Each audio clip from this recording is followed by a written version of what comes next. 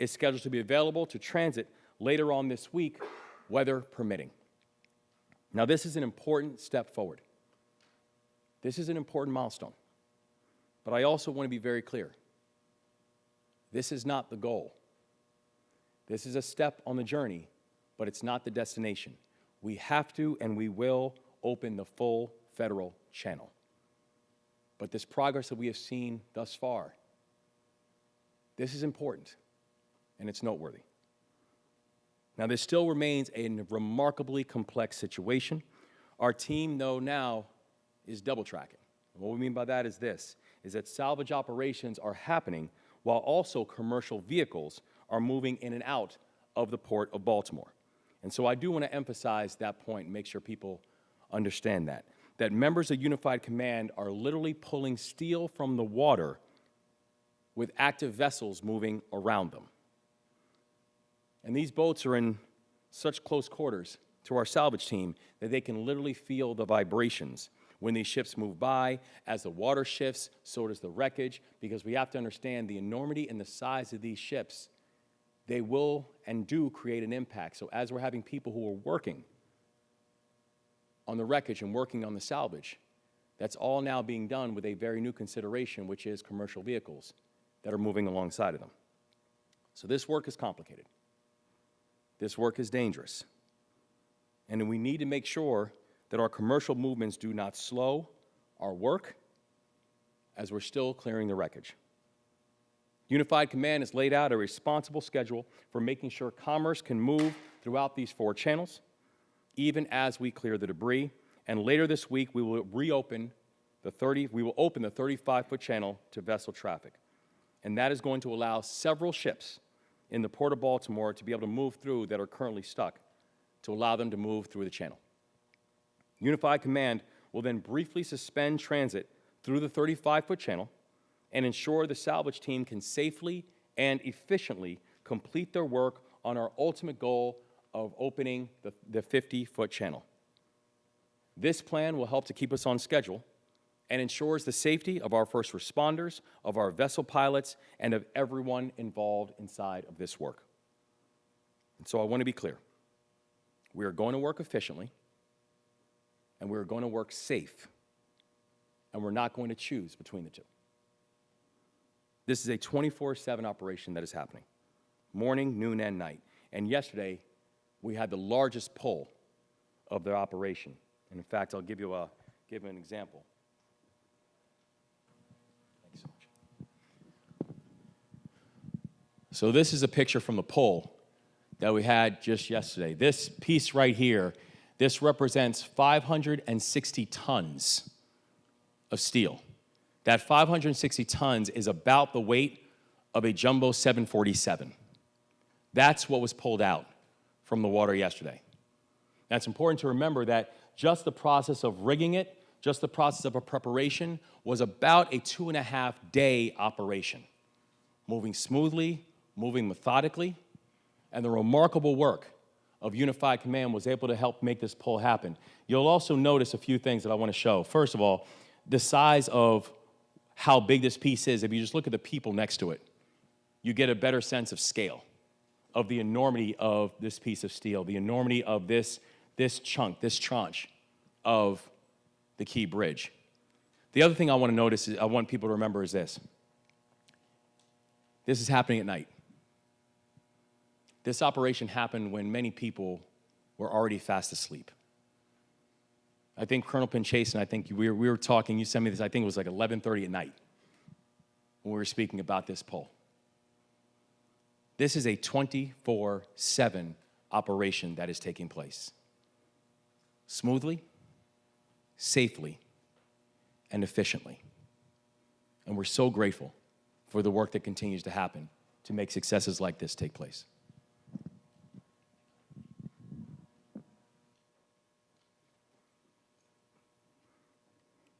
So despite the fact this work is dangerous, this work is getting done. And I want to thank all the members of the Unified Command and the leadership for making sure that we stay on task, on target, and again, without a single injury. Third, taking care of our people. Last week, we launched 2 programs to support workers that were affected by this crisis. The first is the Port of Baltimore Worker Retention Program. Now, this is going to help businesses make sure that they are avoiding layoffs. And as of this morning, we've approved 129 applications to this program, totaling around $9 million in state support. That funding is going to protect the jobs of almost 1,500 Marylanders. And 40% of those awardees are women and minority-owned business enterprises. The second program is the Port of Baltimore Worker Support Program. It provides a temporary weekly benefit to all port workers who have lost hours and income because of the collapse, including employees and also including independent contractors. We continue to receive applications for that program, and I encourage everyone to go to labor.maryland.gov for more information. And yesterday, we launched 2 more programs to support our people. The first will be operated through the Department of Housing and Community Development under the leadership of Secretary Jake Day. The department is offering no-interest loans and grants to businesses affected by the collapse. And so far, already, we've received 23 applications from businesses totaling $3.4 million. And I encourage everyone to visit dhcd.maryland.gov/keybridgeresources to learn more. And yesterday, we also launched the Port of Baltimore Emergency Business Assistance Program. This program will be operated by the Maryland Department of Commerce under the leadership of Secretary Kevin Anderson. This new program will provide grants to businesses that have had operations impacted or shipments disrupted at the Port of Baltimore. Grants up to $100,000 will be awarded on a first-come, first-served basis. And for anyone interested in learning more or applying, I encourage you all to go to commerce.maryland.gov to learn more. So as you can see, we continue taking an all-of-the-above government approach to this work. Whether it's Commerce and DHCD, whether it's the work of labor, making sure we're supporting our workers, whether it's the work of the Department of Natural Resources and the Department of the Environment, who are literally been in the water every single day ensuring that our communities are safe, whether it's the work of emergency management or the state police. This is an all-hands-on-deck, all-of-the-above government approach to this crisis, and you'll continue to see that. Because around me, you'll see cabinet secretaries from a number of our state agencies, all of whom who have raised their hands in this moment to serve. And I couldn't be prouder of this team. I couldn't be prouder of this push, because together, we're going to support everybody impacted by this crisis. And fourth, on rebuilding the Key Bridge. We continue to speak with congressional leaders on both sides of the aisle, emphasizing the importance of federal action. And as we continue to work with anyone and everyone who understands the enormity of the task ahead of us and knowing that we're going to need a full approach to be able to address it. And I'm confident we are going to get this done because I'm confident, and I have confidence in the people who we're going to do it with. Because every day I get a chance to meet people who show what it means to be Maryland tough and Baltimore strong. And I'm proud we have 2 of them here. Today we're joined by Janice Atkinson and Yvette Jeffrey. Janice and Yvette have spent the last few weeks helping us stand up the Maryland Business Resource Centers in the greater Baltimore region. Bless you. These business resource centers have helped to combine 373 Marylanders since they have opened, and the reason they've been so effective is because of people like Janice and people like Yvette who have been on the ground. And the reason I want to also highlight them is this. Yvette is from San Antonio. She has been away from her home for over a month, responding to SBA disaster declaration sites. And she's going to be with us until the end of this declaration. And Janice is from Atlanta. She's been away from her home since February, responding to SBA declaration sites. She was on the ground in Baltimore on Easter Sunday, doing the work. This is what they do. They travel the country helping people in need. We are so beyond grateful because while you might not be Marylanders yet, even though we're working on it, you have shown what it means to be Maryland tough and Baltimore strong. We thank you for your leadership and your commitment to our people. Bless you.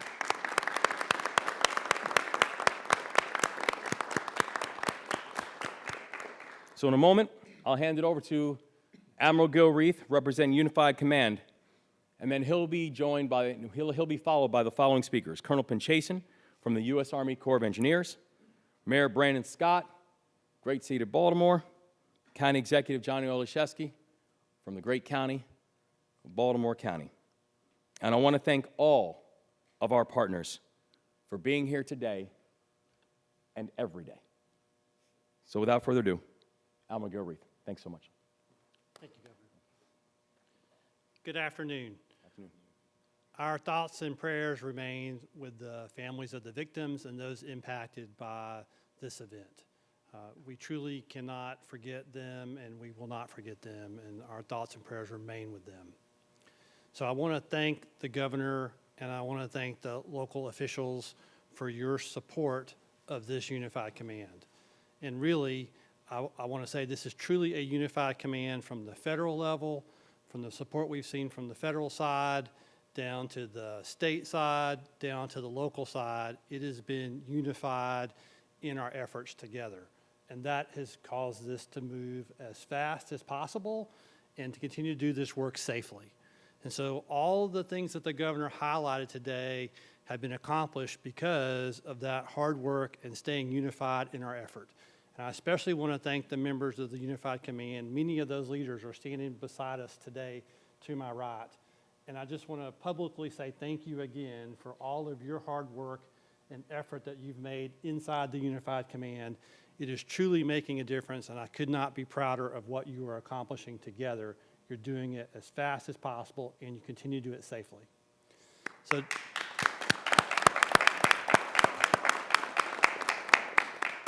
So to update you a little bit on where we're at, our number one priority remains to restore commerce fully to the Port of Baltimore. And so along those lines, the first thing that we are trying to still do is reopen a deep draft channel. And so this week, later this week, we will reopen a 35-foot channel to deep draft traffic for about 4 days or so. And that'll be later this week, and I'm going to ask Colonel Pinchason to talk a little bit more about that, as well as all the work that went into getting that ready. But that's on target and on track with what was previously published, and I'm very proud of those efforts that went into that. They've done a tremendous job. So the second thing that we said we're going to do is we're going to remove the dolly. And so as part of removing the dolly and continuing to work as fast as possible and safely, we're going to suspend vessel transits through that new channel for roughly 10 days or so. And that will allow us to safely conduct the rigging we need to do on board that large piece of the bridge that's still on board the bow of the dolly. And once we complete that, then we'll be able to remove that. And then shortly after that, we believe the dolly will come free and we'll be able to get the dolly out of the channel. That will allow us to most effectively use that 35-foot draft that's already been established, and we'll continue to make progress on clearing the remainder of the channel. That is the most efficient way to do it and the safest way to do it, and that's what we're going to do. So appreciate your understanding about that. And on the third thing, removing the rest of the bridge debris from the waterway, we continue to make great progress in that regard. I'm particularly proud of the State of Maryland Department of Transportation and their contractors who worked very hard to remove that span of the bridge that was just north of the vessel. And in that section, we were able to reopen a new channel this weekend to barges at a 20-foot draft. And that's significant because that'll allow more barges to load to a deeper draft with more cargo to come in and out. So that's sugar, potentially containers in the future, and maybe some coal and other things. So it's really going to help us a lot in that regard, and I'm very proud of those efforts. So I'm going to turn it over to Colonel Pinchason and let her brief you a little bit more in depth on the Deep Draft Channel.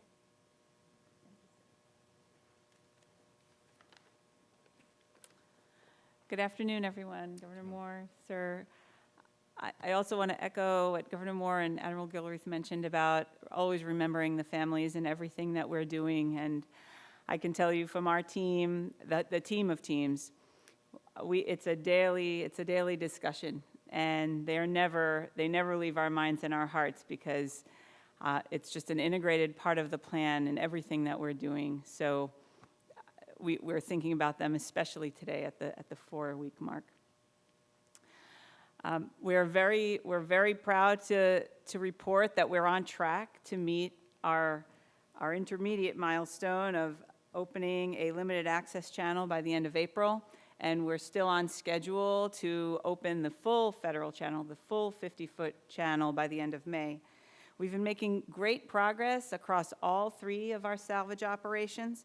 At the end of last week, we removed a very large portion north of the channel, as Admiral Gilreath mentioned, to allow us to open yet another alternate channel that's 20 feet deep. And the state's contractor, Skanska, just did incredible work safely removing a large span from that portion of the wreckage outside the channel to make that possible. On the vessel, we have Resolve Marine also making great, steady progress, preparing the vessel to eventually refloat.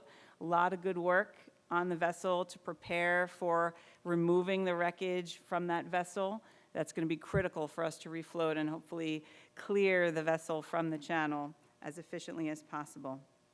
As for our efforts inside the channel, we've reached a substantial, significant, incremental milestone that's going to allow us to deliver this limited access channel. We've cleared wreckage that was wrapped around the pier that's on the far side of the channel, and we have a graphic that we'll be able to show here shortly. But that allows us to open a 35-foot deep, 300-foot wide limited access channel and meet the Corps of Engineers' commitment of delivering that by the end of April. And we're partnering very closely through the Unified Command with our battle buddies in the Coast Guard to make that happen by the end of the month.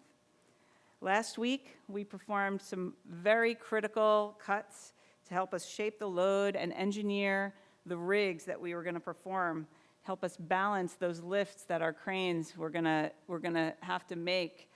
And that allowed us to remove a good portion of the wreckage on Friday. It was about 460 tons. Then, working on Saturday, Sunday, and into Monday, we were preparing to conduct that largest lift that you saw, 560 tons. I can't say enough about our salvage team, our support from the United States Navy's Supervisor of Salvage, or SUPSALV, and also our contractor, Don John Marine, who completed these iterative cuts, lifts, and rigs, adjusting, trimming, they call it, giving it a haircut, off of that wreckage to be able to lift that safely. And the patience, the perseverance, the determination that they had to be able to do this, to keep us on track, on schedule, but doing it safely, just can't be overstated. It's extremely complex and dangerous, but they did that with such discipline. That's what's going to enable us to just keep moving forward and ultimately open that 50-foot channel. As Governor Moore mentioned, we are remaining vigilant with our commitment to safety. That is like a given. It's non-negotiable. And we're very proud to not have any significant incidents or any injuries to date. And as we look to the future, we want to keep that going. We're working on multiple fronts across the entire waterway to remove spans that are laying not just outside the channel, but especially laser focused now on the span that's laying across the dolly. This is critical to our ability to refloat the vessel and ultimately restore the 700-foot channel. So as the salvage effort continues, we know it's very dangerous and very complex. It is an unforgiving operational environment, but we're very confident in our team. We wouldn't be able to do any of this without the skill, teamwork, and collaboration across the Unified Command, our DoD partners, our state and federal partners, and our industry partners. And the level of coordination that's taking place behind the scenes and on the water is unmatched. The Unified Command will continue to work diligently to open and restore commerce back to the Port of Baltimore, but always, always will not lose focus on the most important aspect here, which is the safety of our crews, our people that are doing this for us, and of course, to bring closure to our families. So thank you again for letting me be here today, and sir, I'll be followed by Mayor Scott. Oh, you know what? I think I was supposed to give a little orientation. Oh, Yeah. please. I know it's, sometimes we're talking about all this and it's challenging to visualize it, so we have some graphics here. So there we are, the gorgeous city of Baltimore in the distance, and we've got the Dolly, the vessel, and then we have the pier that we're talking about. And what you don't see is how we had a mangled contortion of wreckage wrapped around that pier, and now it's gone. The other thing, if you remember from the skyline we've been looking at over the last few weeks, we used to have a very large span, kind of like that one, going into the water, and now it's gone. And that's just incredible when you can physically see the progress. So as we go to the next slide after the kind of overview and orienting you, when we say that we're opening the 35-foot deep, 300-foot wide channel, that's what we're saying is across from the vessel. It's on the far side of the pre-existing channel. That's our Fort McHenry channel. That's the channel that has been coming into the Port of Baltimore and delivering goods to Baltimore all these years. Now, if you can see, that's that pier that we were looking at that was free and clear in the previous picture. And you can see how the wreckage is literally wrapped around and going down into the water and then into the mudline. And the reason the rigging and the lifting took so long is because of how deep entrenched this wreckage was, not only in the mud, but also tangled up in collapsed wreckage below. And in the weeks that led up to this, we've had survey and dive operations identify where those connections were, where the wreckage was pinning it down so that they could continue trimming portions of the wreckage off to get to the point where you have a pier that is much more clear. And so when you envision how our vessels are going to be transiting here, you still have salvage operations taking place on the Dolly. I'm not touching it, I swear. Very careful.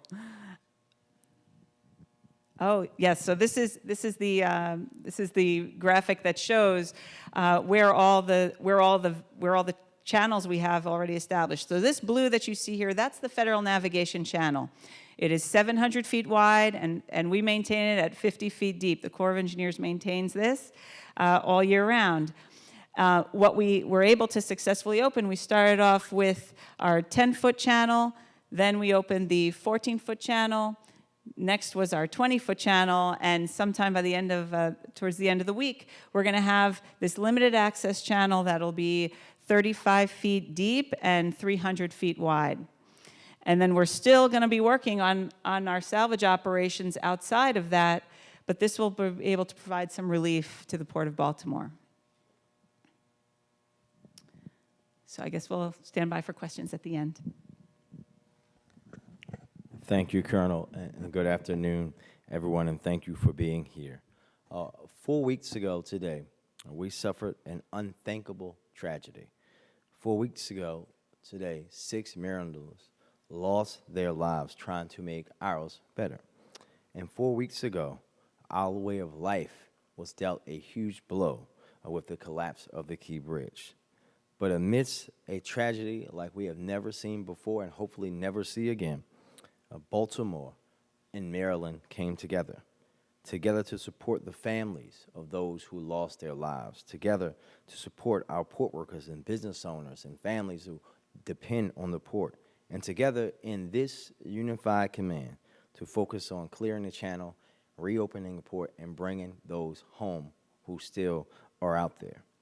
I want to begin today by again, extending my heartfelt condolences to those loved ones who we lost in this tragedy, and say, again, that our minds, our hearts, our thoughts, our words will continue to be with you, and we will bring your loved ones home.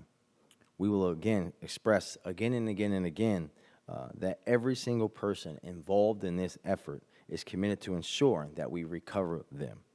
It is an unimaginable pain and grief to be separated for so long without the small amount of closure that recovering them will bring. And the entire city of Baltimore, I know the entire state of Maryland, and people around this country and the world continue to mourn with you and feel your pain. We will continue to stand by your side and offer every bit of assistance that we can. I know that there continues to be a significant amount of interest in a fund that has been organized by my Mayor's Office of Immigrant Affairs, which as of today has raised more than $734,000. The governor already highlighted to soon-to-be Marylanders, Mr. Governor, we have Live Baltimore packets for both of the ladies so they can move into Baltimore City. But I want to talk about and highlight one of our recent donors to that fund, a 16-year-old named Alexa Duenas from Coral Gables, Florida, who raised $40,854.56 to support the victims and their families. We are so grateful for Alexa and the outpouring of support for our families from around the country. We also stand in commitment to keep supporting those workers and families who remain impacted by the port's closure. We continue to support the Maryland Tough Baltimore Strong Fund to direct support workers in partnership with Governor Moore, his team, and my counterparts at the local level, including County Executive Olszewski. I will also continue to raise up for those who may not have yet heard it, that the city of Baltimore is offering utility bill, water bill, and rental assistance for impacted workers and families. Please go to baltimorecity.gov/keybridge to find out more on how to apply if you are in need.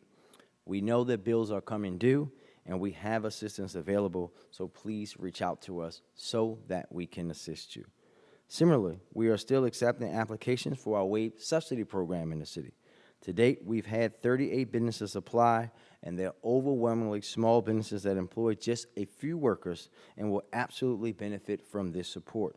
We still have some availability left, so if you and your business are in need, please reach out to the MOED team, and you can find that information also at baltimorecity.gov/keybridge.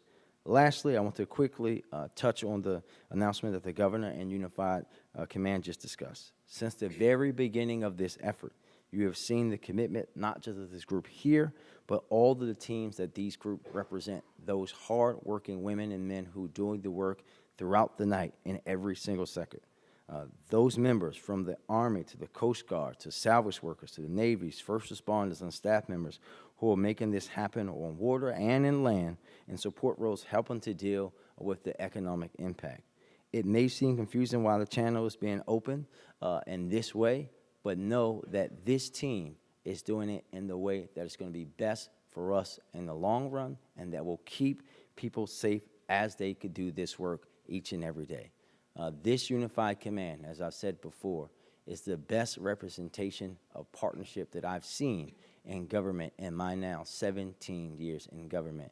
And I would not want to be going through this process with any other group of people because I know they are committed to our people, our families, our city, our state, and everyone that has been impacted by this tragedy. And with that, I will turn it over to County Executive Olszewski. Well, thank you, Mayor, and good afternoon to all. Today is indeed a somber milestone in our response to the tragedy of the Key Bridge collapse. It's a moment to reflect and continue to mourn and pray for and with the impacted families. It's a moment to thank the bravery of our first responders, a moment to thank the dedicated work around the clock of this incredible unified command team. And Governor Moore, I'd be remiss if I didn't thank you again for the ways in which you have rallied not just our unified command, but also our partners in state agencies, and local government, and the public. So thank you, Governor. We're here to meet the need. And so even as we remember those lost and we celebrate the lives they did live, we also are stepping up in ways that are unprecedented in terms of resources for our people. So I just want to reinforce the mayor's point that if you are in need, please reach out. And it doesn't matter whether you're a Baltimore City resident or a Baltimore County resident or an Anne Arundel County resident or from anywhere else. You're a Marylander and you're one of ours. And we will meet the need together. And we will put the resources forward to help us all get through this. So in the weeks ahead, please continue to support the incredible work of this command team. I have absolute confidence in their ability to get this done right, to get it done safely, and to get it done as quickly as possible.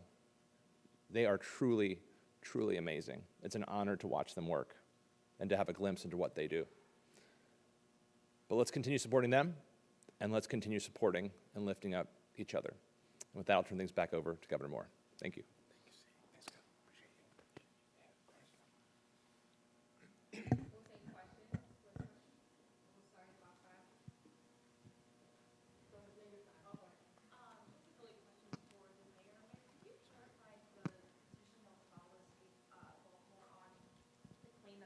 Was unseaworthy, if I read that correctly, in this petition. Could you just clarify or offer some commentary? My comment is simple that, I will not comment on any pending litigation. That will have its due time and through the due process.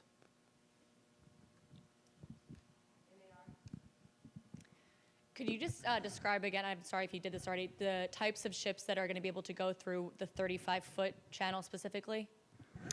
I can start if you want to. So what's going to happen with the 35-foot channel? In fact, can we go to the graphic slide? Thank you so much.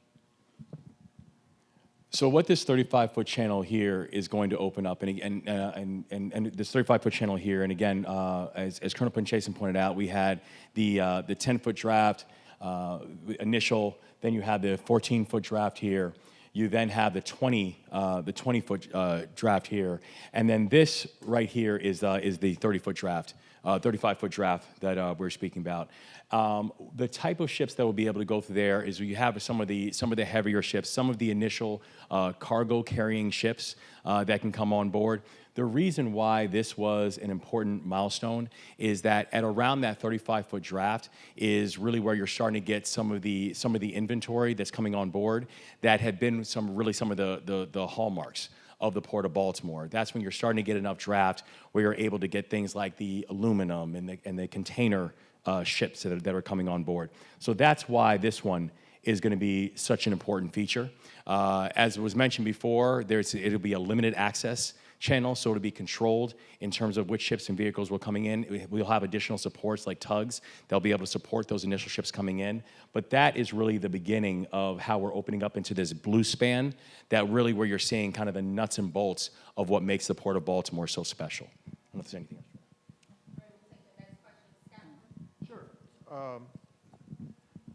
Scott Broom, WUSA in Washington. The 35-foot channel, do you have any fix on any particular ships that are going out? Which ones are going? Are they car carriers exactly? I'm still focused on the answer you were given. I'd like to report to our audience, are they going out light? These are unloaded ships that are trying to get out and back into commerce? Or are these loaded ships going out? Thank you for the question. I'm Captain David O'Connell. I'm the captain of the port here in Baltimore. So we have 7 ships currently in the inventory here that are ready to get out. We're going to be able to get 5 of those out. One is a loaded car carrier that will be transiting out. Incoming ships, I know we have a container barge, which is scheduled to come in. We have another small bulker coming in, and then another aluminum ship would be scheduled to come in that time frame as well. Great, thanks for the specifics. Could I have a follow-up? Governor, we did just talk about this litigation that the city has filed. Is there any interest on the state side and even with county executive on the county side for joining any sort of litigation and establishing a position here as the shipping company did a couple weeks ago? There's still an active investigation that's going on, and so I know as a state we are not just monitoring closely, but we are in active communications. We know that as the investigation goes on, that we will be able to move in accordance with what the investigation uncovers. Well, I'll bet you. Anybody else? There we go. Thank you.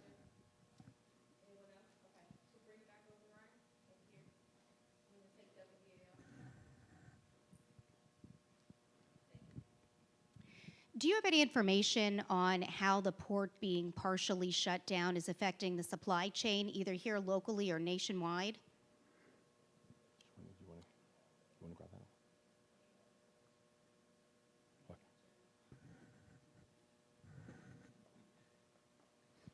So we have a group called the Marine Transportation System Recovery Unit that works closely with all of the facilities and the shippers that are bringing cargo in and out of the Port of Baltimore. And so there is some cargo that's been currently rerouted to some other ports. And once we get the deep draft channel fully reopened again, we will have the opportunity to bring all ships back in and get them back into the port. So we are continuing to monitor the stuff that we need within the port and look for ways to get it to the facilities that need it where possible. In some cases, we've been able to move some barges in with slightly lighter loads than they would normally like to do. With this new 20-foot channel, they'll be able to load a little bit deeper, which lets them move more cargo in and out, which helps them as well. And so we are continuing to evaluate all of those measures as well as other impacts that we receive if we get a query about a particular type of cargo that is needed that would have come here. We route that through our other Marine Transportation System recovery units that the Coast Guard maintains across the rest of the nation. Is there any update on the rebuilding or the redesign of the new bridge as far as, are bids going out? Is the actual design process starting? No, we're still moving forward with the intention to have the progressive design build for the bridge. We don't yet have any details on what the design is going to be, what the frame is going to be. The thing that we know is that we want to move aggressively, and that's part of the reason that we've been working with our federal delegation and also members of Congress to ensure that we can not only get to that point of the 100% cost share, because that's actually going to focus on speed and efficiency for our ability to be able to get the bridge rebuilt. Now, do you have the power to create an executive order to mandate that tugboats follow the boats all the way past the bridge for these boats coming in or out now and even after the bridge is rebuilt? So the challenge is when you're talking about maritime operations, there's a multiple jurisdiction conversation that then has to take place. We are going to ensure there's safety that's being used as we're increasing the measure of commercial traffic that's going up and down the Tapsco, and as we're continuing to utilize the Port of Baltimore. But we also know that maritime operations oftentimes is a multi-jurisdictional facet, so that's why we're continuing to move in partnership on it. Tara Lynch, WJZ. Governor, who owns the bridge? I know the MTA manages it. Who owns it? Maryland? I'm sorry, you mean the future configuration? Who owned the Key Bridge? The state of Maryland? City of Baltimore? Who owned it? Yeah. Good afternoon. James Harkness with the Maryland Transportation Authority. So the state of Maryland owns the bridge. The Maryland Transportation Authority is the owner of the bridge. Assuming that would be retained in the new bridge? Yes, that's correct. And then, Mayor, is the city spending money to repair the bridge, involved in this, cleaning up, et cetera? So I think you just heard that the bridge is owned by the state, but what you've heard from us consistently is that every level of government will do whatever we are called to do. We are working alongside our leader and the governor who's been leading us fabulously through this tragedy, and we stand ready to support in any way that we have to as the city of Baltimore. I guess my question more is the lawsuit that the city filed is regarding Yeah, spending I money. know what you're trying to do, but you're not going to get me to talk about the lawsuit. That'll happen in due time. Thank you. Let's talk about politics briefly. I noted your op-ed. Looks like really letting you use the mic despite the projection. I noted your op-ed talking about the realities of national politics and how this is going to play in the future. What are some of your thoughts about the way the national politics are going to work out on supporting our region and the country and getting the Port and the Bridge open? Well, I'd say one of the things we wanted to highlight in the op-ed is that this isn't about politics. The op-ed was written, a joint penned op-ed between myself and Representative Andy Harris, who represents the 1st District of Maryland and is a Republican.